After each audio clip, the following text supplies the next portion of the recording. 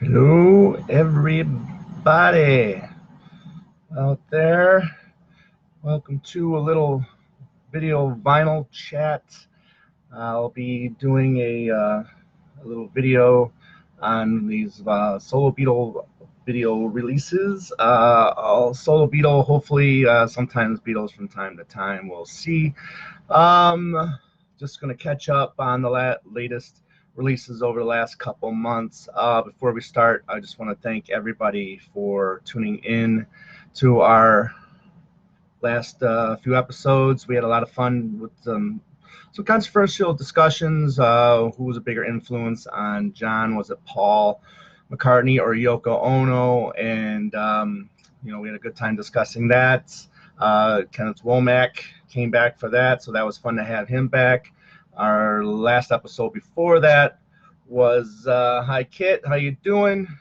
And our last discussion we had me and Mr. Mayo on talking about whether or not Wings belonged into the Rock and Roll Hall of Fame. Hi Tom, how you doing? Glad you're here. Hope everything is going well with you. So yeah, we've been having some fun discussions lately, and we really appreciate you all tuning in, joining us, adding your 2 cents, which is great. We love it when you guys do that. And then also, hi Elliot, also on YouTube. We appreciate you guys leaving your comments there. So go to our YouTube page, subscribe, and also our Facebook page. If you like the page, you'll find out when you can see us back live for a show. We'll be back in 2 weeks. I don't think we're going to discuss what the topic is just yet, but we'll get there soon. My other show, Two Legs, we just released our. Well, hello, Michael. Hey, how are you? Glad you joined. My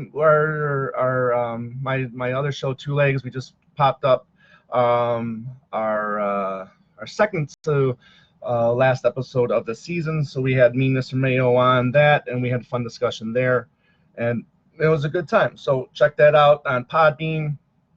Type in Two Legs, and you'll find that show there. And Kit just said our next show will be July 1st, so that'll be fun. As always, it'll be good to hang out with those three that so honored to have them as part of the show, and working with them has just been a thrill. I can't tell you how much I really enjoy, talking all things Beatles with them. So great time. So this vinyl thing, yeah. So probably the last 4 years I've been back into the vinyl kick.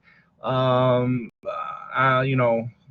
in '73, so I'm old enough to know, or old enough to grow up with vinyl as a kid. In the '90s, or I would say probably in the late '80s, I did, make the switch to CDs, just because, hey, they're portable. You can take them with you. You can, do so many things with them where you couldn't with vinyl. I'm really glad that vinyl is making a comeback. Myself personally, I enjoy the vinyl listening experience more than the CD experience. I always thought that you really listen to music when you're playing them on vinyl. I always just loved, sitting there with the with vinyl in hand, and just, if the lyrics are there, reading the lyrics and checking out the pictures and the credits and all that good stuff. So I'm in the Phoenix area. I have literally, I'm not being sarcastic, but I do have at least, I want to say, 12 to 15 record stores in my 20-mile radius here. So getting vinyl is pretty easy for me, and plus there's Amazon too if one of those stores didn't have what I want. But I love the hunt. I love the search for the record, going into your store and finding what it is that you want, and getting it. And but there's also times where you just find a blind, something you weren't expecting to find, which is the first thing I'll show, and that's this record right here. It's called "The Tin Man Was a Dreamer" by Nicky Hopkins. you know, obviously we all know Nicky as the pianist for, you know, for a lot of those great Stone songs. You know, working on Imagine, working with George Harrison. I believe, you know, playing piano on Revolution. So it's, you know, the man is a genius. I played the first half of this album, and it's really cool. And why am I also talking about this? Well, because one George O'Hara is on the record, and anybody know who George O'Hara is? If you say George Harrison, you would be correct. Yes, so George Harrison is on this record.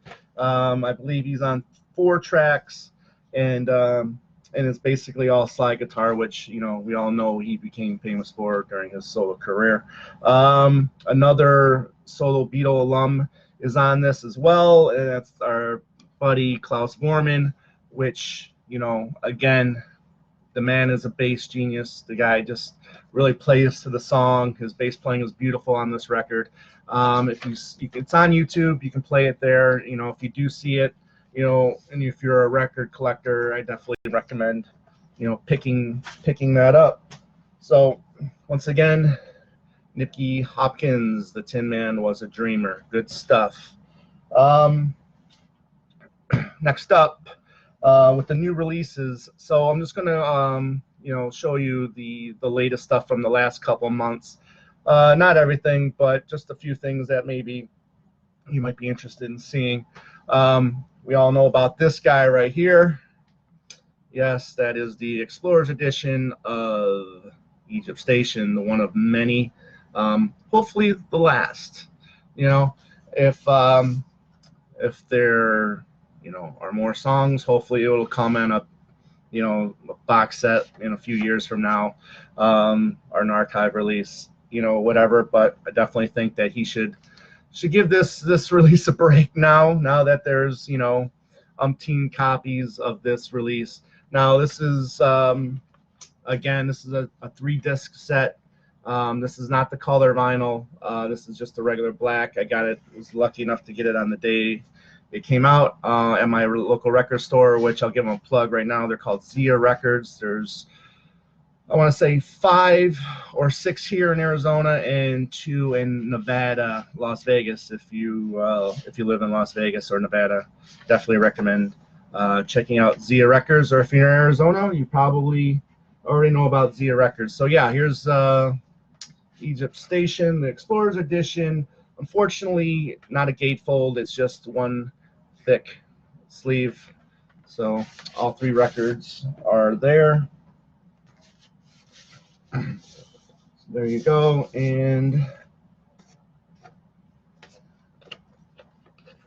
all on 180 gram vinyl, which sounds really good. Looks great. Once again, I really hope that Egypt Station is now on break, or the train is in the station and it's going to be there for a while. No more deliveries or no more rides on Egypt Station. It does have, once again, like always. Oh, now it's spent. No, I gotta go in there. It does have the download code. Don't loud it. I already sent it to my cousin David, and he already did what he had to do with it, I guess. So again,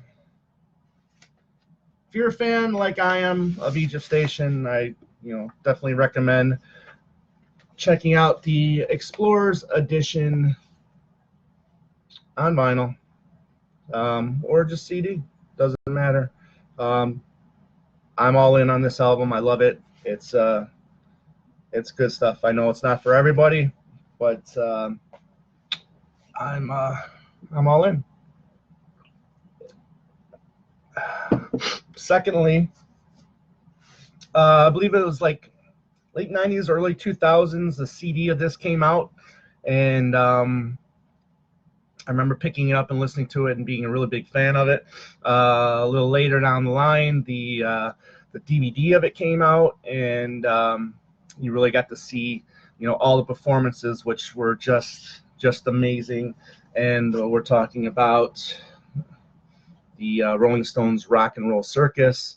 This just came out a couple weeks ago. Spent time with the DVD package.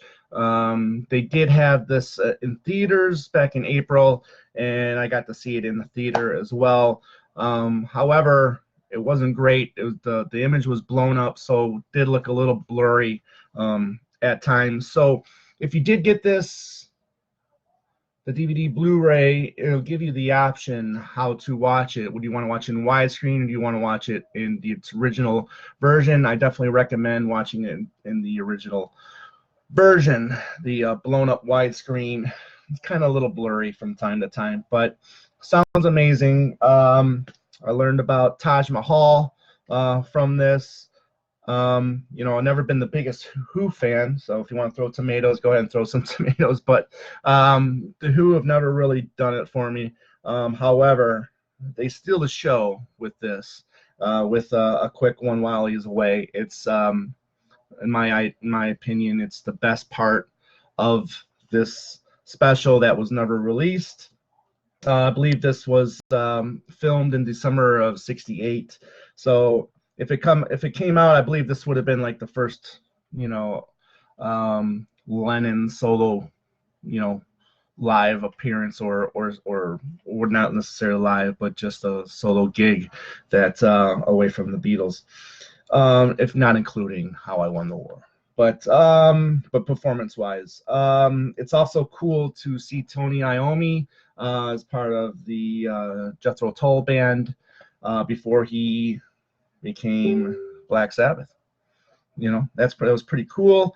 You know, again, Taj Mahal, good stuff here. I love Taj Mahal. Special features on this features 3 Mahal. All of them very cool, bluesy, you know, harmonica based bass tracks. One being Corina, which is just a great song, and also solo Beatle alum Mr. Jesse Ed Davies was a member of Taj Mahal back in the day. So that's the first time I've got to see him perform in a band. Obviously, we also got the rehearsal of Revolution on here with you know, Eric Clapton, Lennon, Mitch Mitchell, and I believe it was Keith Richards on bass. It's good. Not the greatest thing you'll ever hear, but you know, you be the judge of it. If you have it, you know, what do you think of it? You can hear it on YouTube and check it out if you haven't heard it yet. All the Stone stuff on here are solid. Sympathy for the Devil is really cool. You know, my favorite is Parachute Woman. Just, you know, Jumpin' Jack Flash, those 2 tracks I've always been a big fan of.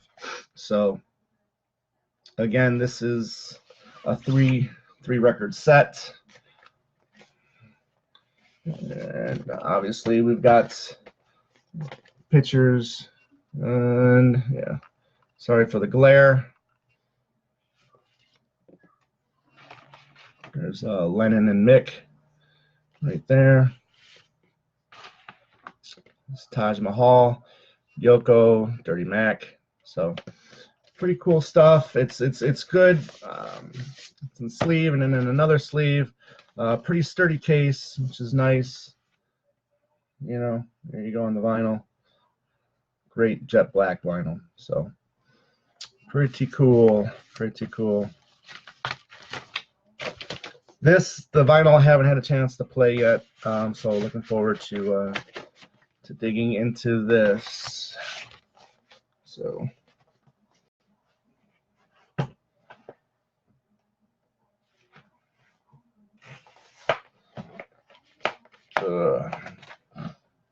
Lastly, the box set came out a few months back. That is the Wedding album. Now, I believe this company is called Secretly Canadian. They struck a deal with Yoko Ono. They've been putting out all of Yoko's stuff, including the 3 experimental records with Lennon, the Wedding Album, Two Virgins, and Silence with the Lambs. Those are all out now. All of Yoko's early albums are out now on this label. I don't know if they're going to continue with her later stuff after the death of Lennon. So we'll see. But this is the latest reissue to come out from that label from Yoko Ono. As you can see, it's the box set is supposed to be an exact replica of that set. So dig into it a little bit. Pretty cool booklet. There's some nice, well, I shouldn't say nice, but there's some funny cartoons in here. There's a lot of articles about the bed-in and all that early John Lennon, Yoko Ono stuff. Let's see if I can find that cartoon. Here it is. There's a funny bit right there.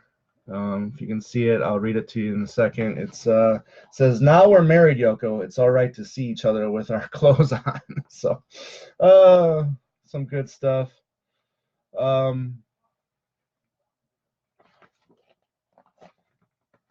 It's another good collection of all of the press clippings and cartoons that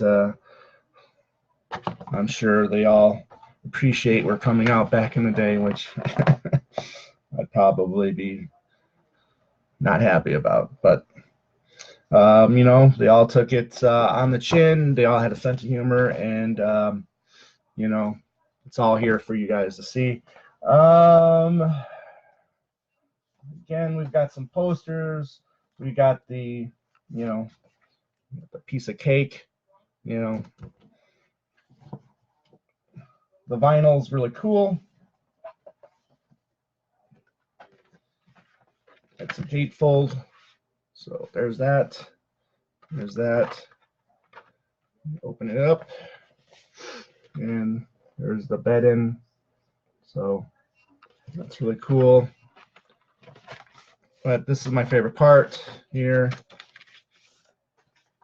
is the white vinyl. And it's grapefruit. So pretty cool stuff.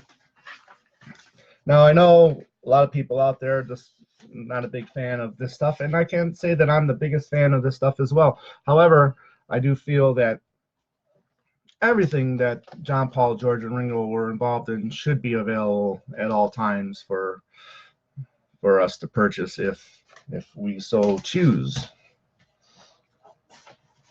So again, this is still out there. It's still available. You can still get it if you're looking to pick it up. It's also on CD. All of these releases have been released on vinyl and on CD. So not bad stuff. So that's just a look at some of the latest Beatle related, or I should say solo Beatle related releases that have been coming out lately. I'll probably be back in, let's say, mid-August. I'll show all the latest McCartney color releases, as well as the McGear, and probably Wide Prairie as well. We're still waiting on word when the two Ringo Starr reissues are coming out. I think that's Ringo Wrote a Gravure and Ringo the Fourth. Now again, I know those aren't his two best albums, but it's still cool that these are getting an opportunity to get released on vinyl, which probably wouldn't happen if we didn't get this wonderful vinyl explosion that's been happening the last 10 years really, when you think about it. So again, really cool to be a part of this vinyl community. Thank you all for checking this out. I will see you in a couple months. So take care.